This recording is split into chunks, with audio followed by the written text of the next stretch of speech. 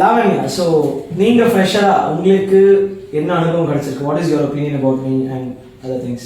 என்னோட கெரியரோட first step analytics avenue தான். So interview ப்ராசஸ்க்குள்ளே வரதுக்கு முன்னாடியே நீங்கள் எனக்கு 2-3 சான்சஸ் கொடுத்து தான் நான் இன்டர்வியூ ப்ராசஸ்க்குள்ளே வந்தேன்.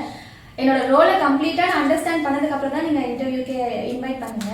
தென் 5 ஸ்டேஜஸ் ஆஃப் இன்டர்வியூஸ்லாம் கடந்து நாங்கள் வந்ததுக்கப்புறம் லைக் இதுதான் நம்ம போக முடியும், அதுதான் போக முடியும், ஒரு குறிப்பிட்ட ஆப்ஷன்ஸ் தாண்டி நம்ம இது பண்ணலாம் அது பண்ணலாம் நிறையா டிஃப்ரெண்ட் இதை நான் வந்து இங்கே அண்டர்ஸ்டாண்ட் பண்ணிட்டேன். அண்ட் சிஆர்எம்னா நான் ஆக்சுவலி கஸ்டமர் மேனேஜர் ரிலேஷன்ஷிப் அது மாதிரி மட்டும் தான் சார் நினச்சிட்டேன். ஸோ சிஆர்எம்னா அதோட ஆப் அதுக்குள்ளே இப்போ இருக்கிறதே நான் இங்கே வந்ததுக்கு அப்புறம் தான் தெரிஞ்சுக்கிட்டேன். ஸோ அந்த மாதிரி ஆஃபீஸில் ப்ரொஃபஷனலாக இன்னும் நிறைய விஷயம் இருக்குது. நம்ம காலேஜில் இது இவ்வளோதான் அவ்வளோதான் தெரிஞ்சுட்டு போக இங்கே வரும்போது எல்லாமே டிஃப்ரெண்டாக இருக்காங்க. வெறும் ஸ்டடீஸ் ரிலேட்டடாகவே படிச்சுட்டு அப்படியே எக்ஸாம்ஸ் அப்படியே போயிடுச்சு. பட் இங்கே வந்து கம்ப்ளீட்டாக டிஃப்ரெண்ட் ஆகிடுச்சு. ஸோ நிறைய விஷயம் லைக் 3 வீக்ஸ் தான் வந்திருக்கேன், அதுலேயே நிறையா ஓகே.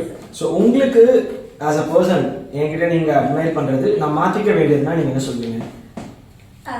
அட்மையர் பண்றது வந்து உங்களுக்கு இந்த ஏஜ்லயே இவர் இவ்வளோ பண்ணிட்டாரு. நான் மது கிட்ட கூட எனக்கு டிஸ்கஸ் பண்ணிட்டு இருந்தேன், இவ்வளவுதான் ஏஜ் இருக்குது எப்படி அதுக்குள்ள ஒரு இது பண்ணி கம்பெனி தொடர்ந்து இது பண்ணி இவ்வளோ எப்படி இந்த ஏஜ்குள்ளே இவ்வளோ பண்ணாதுன்னு அதுதான் எனக்கு உண்மையான இன்ஸ்பைரிங் ஆனிச்சு. ஸோ இந்த ஸ்டேஜுக்கு நம்ம வரணும்னா நம்ம இன்னும் எவ்வளோ லேர்ன் பண்ணணும், இன்னும் எவ்வளோ எஃபர்ட்ஸ் போகணும்ட்டு நான் நினைச்சிருக்கேன் சார். பிக் பாஸ் பாத்தீங்களா? இந்த ஒரு கேரக்டர் அப்படின்னா என்ன யாரை ரெப்ரசென்ட் பண்ணுவீங்க? சீசன் 4ல ஆரியோட கேரக்டர் மாதிரி. ஓகே.